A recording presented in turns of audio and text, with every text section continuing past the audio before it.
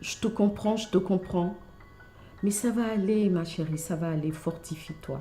Je sais que tu vas t'en sortir, t'en sortir, tu vas te retrouver.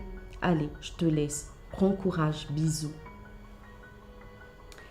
Ah, pas facile la vie de femme, les héroïnes, n'est-ce pas? Il y a tellement de situations auxquelles nous sommes confrontés. Par exemple, vous vivez depuis longtemps avec votre homme, mais vous ne ressentez plus rien pour lui. C'est une situation qui est beaucoup plus fréquente qu'on ne le pense dans la vie des femmes, mais elle est tellement compliquée à expliquer que on essaie de ne pas en parler. Mais si profondément vous êtes confronté à cette situation, que faut-il faire? Voici quelques conseils pour tirer votre épingle du jeu. Premier point, ne pensez pas systématiquement à une séparation immédiate. En effet, le mariage est une chose très importante qui a vocation à durer dans le temps. Vous ne devez donc pas penser systématiquement à la séparation. Deuxième chose, dites-vous qu'il y a forcément une raison à votre perte d'amour. Vous devez donc mener une réflexion profonde pour trouver l'élément déclencheur. Après réflexion, vous aboutirez à l'un de ces points. Soit il est en faute. En effet, il vous a trahi, vous vous sentez abandonné, il vous a menti, il vous a trompé. Bref, il a blessé votre cœur et vous n'êtes pas prête à pardonner. Dans ce cas, je vous exhorte à vous calmer et à décider profondément de pardonner. Tout part de là. Dites-vous que vous non plus, vous n'êtes pas infaillible. Alors décidez de pardonner.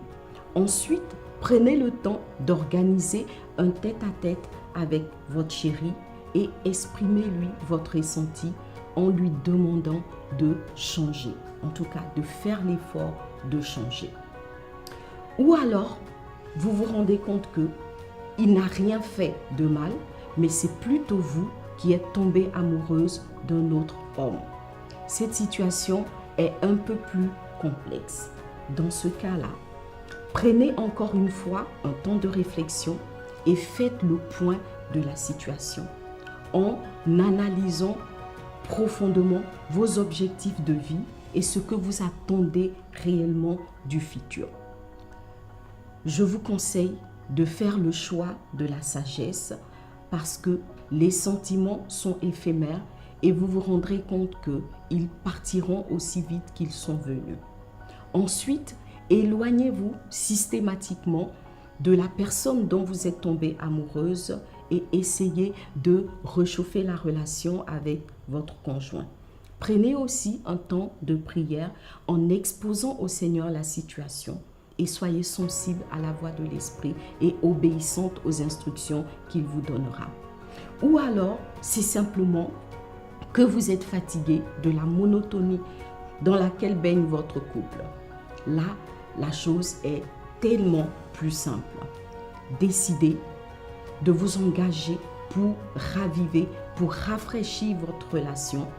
Organisez des événements, sortez avec votre conjoint plus souvent, prenez des vacances et tout cela, je vous l'assure, remettra votre relation et les battements de votre cœur au bout du jour. Voilà donc quelques conseils pour que votre relation brille toujours des mille feux.